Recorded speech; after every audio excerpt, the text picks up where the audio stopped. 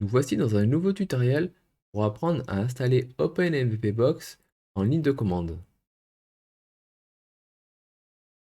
Allez, c'est parti. Je vais vous montrer comment installer OpenMVPBox en ligne de commande sur votre VPS. Donc là, j'ai un VPS qui est fraîchement installé. Donc il s'agit d'une instance Ubuntu, donc d'une instance Ubuntu 20.04, voilà, sur lequel j'ai fait une redirection de sous-domaine afin que le service OpenMVPBox puisse héberger vos services grâce à du chiffrement. Voilà, donc c'est ce que vous voyez, le HTTPS, tout l'ensemble de vos services seront donc sécurisés. Donc pour cela, moi j'utilise OVH. Donc là, ça c'est l'adresse IP de mon serveur que j'ai redirigé vers ce sous-domaine-là, demo.omvpb.ovh. Et ensuite, je me rends sur le Git et je vais suivre les différentes commandes qui me sont proposées pour faire l'installation de mon de mon service OpenMVPBox en ligne de commande. Donc là, on m'a dit qu'il faut déjà être root pour l'instant. Et ensuite, je dois récupérer l'ensemble de ces lignes. Hop.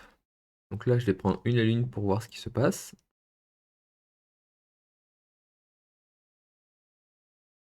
Donc là, on m'a dit que my sub or domain name. Donc là, il faut que je rentre mon nom de domaine ou mon sous-domaine qui a été utilisé pour créer la redirection.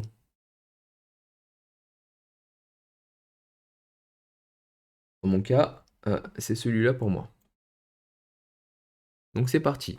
Là, l'installation commence. L'installation peut durer 2-3 minutes à une quinzaine de minutes. Cela va dépendre de la puissance de votre machine. Dans le cas de cette installation, il s'agit pour moi d'un serveur VPS qui a 4 cœurs et 4 Go de RAM. Donc l'installation va se faire à peu près en 3 minutes. Donc il faut savoir que OpenMVPBox, pour les curieux, utilise la technologie Docker. Donc chaque service, en fait, sera dans un conteneur. Donc c'est pour ça qu'on voit passer l'installation de Docker. Donc voilà, qui peut être un peu long.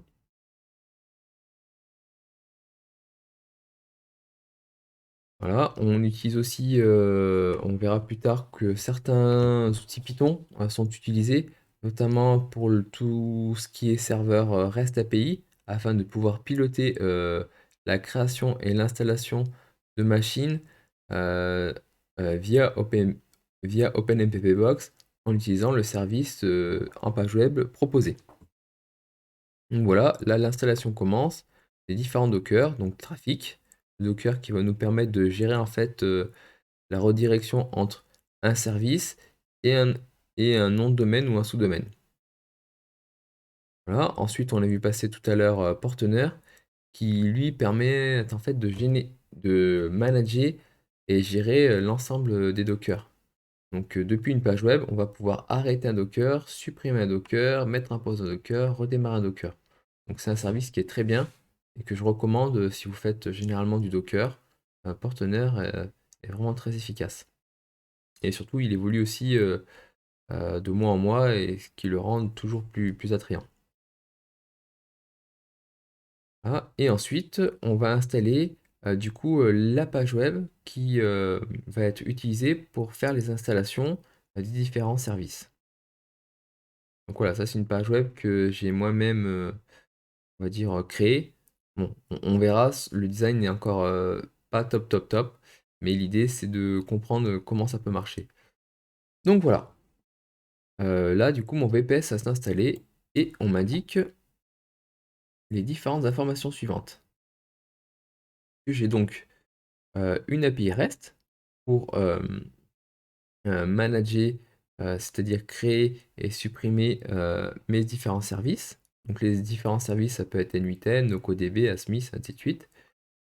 Et le partenaire que je vous ai expliqué tout à l'heure, ainsi que la page web.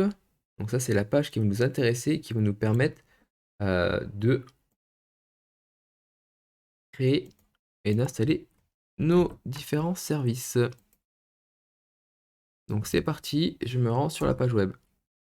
Voilà, donc là on me demande un login mot de passe. Donc là, c'est marqué credential are same as traffic service. Donc je dois récupérer le mot de passe là, qui est le mot de passe pour traf, qui est l'outil de trafic. Voilà, le login admin. En arrivant sur la page, on me dit qu'il faut enregistrer ma clé d'API. Cette clé d'API, c'est la fameuse clé un peu grande que l'on retrouve ici, qui va me permettre de discuter directement avec le service contenu dans OpenMVP Box pour... Voilà, ça c'était l'ancienne clé que j'avais. Hop, je fais enregistrer. OK. Et voilà.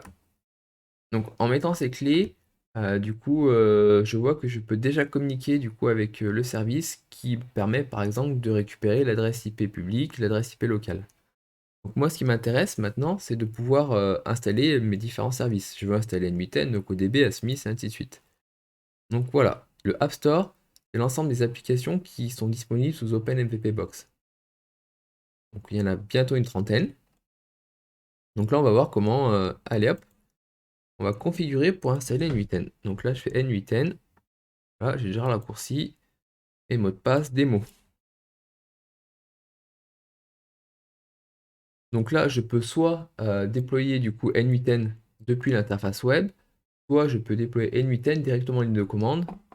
Et là, c'est en suivant les informations qui sont dans le Git. Donc bon, pour ceux qui aiment bien les manipulations, on peut passer par cette étape-là. Et pour ceux qui sont pas forcément très très à l'aise avec toutes les manipulations, je vous invite plutôt à passer via la page web. Donc là, j'ai succès. Donc là, mon service N8N, il est en train de démarrer. Donc on peut aller voir, hein. Et voilà, si on va voir trop vite, je pense que le service n'est pas encore démarré. Voilà, c'est le cas, Bad Gateway.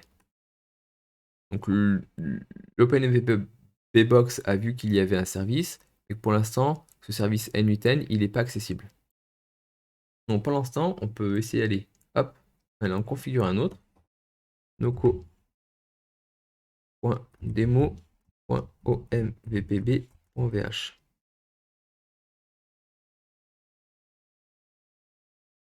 Et voilà, je déploie. Et là, on peut voir, hop, et voilà. Et là, c'était admin démo, si je me souviens bien. Et là, j'arrive directement sur mon N8N. Si je retourne, par là, pareil, NocoDB a été installé.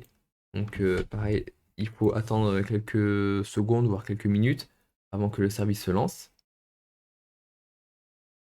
On peut essayer. Noco, voilà, démo.1.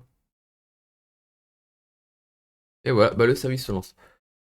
Donc, pour résumer, euh, avec ces quelques lignes de commande, voilà, j'ai pu installer l'ensemble des outils nécessaires pour qu'OpenMVP Box puisse fonctionner. Une fois installé, je suis capable de récupérer les différentes informations, d'accord, qui vont me permettre de pouvoir créer et supprimer des stacks plus facilement directement depuis la page web. Donc là, je n'ai pas montré, mais quand je vais dans mes apps, je peux voir l'ensemble des apps qui ont été installées. Et je peux bien sûr les supprimer et en mettre d'autres. Donc il faut faire attention, on ne peut pas mettre toutes les apps sur le même serveur. D'accord? Chaque app en fonction de ses caractéristiques peut prendre 1, 2, 3, 4 Go de RAM et quelques pourcentages en CPU. Donc si par exemple N8N, je sais qu'elle met à peu près entre 500 MO et 1 Go. Donc si mon serveur fait 4 Go de RAM, je ne vais pas pouvoir mettre plus que 3 ou 4 services. Donc voilà, je vais vous expliquer comment créer et installer OpenMVP Box en ligne de commande et ensuite l'utiliser depuis l'interface web. Bon, j'espère que vous avez apprécié le tutoriel et que vous avez compris. Donc n'hésitez pas si vous avez des questions, euh, soit directement à poser des questions dans le guide ou à me solliciter depuis la vidéo YouTube. Merci, à bientôt.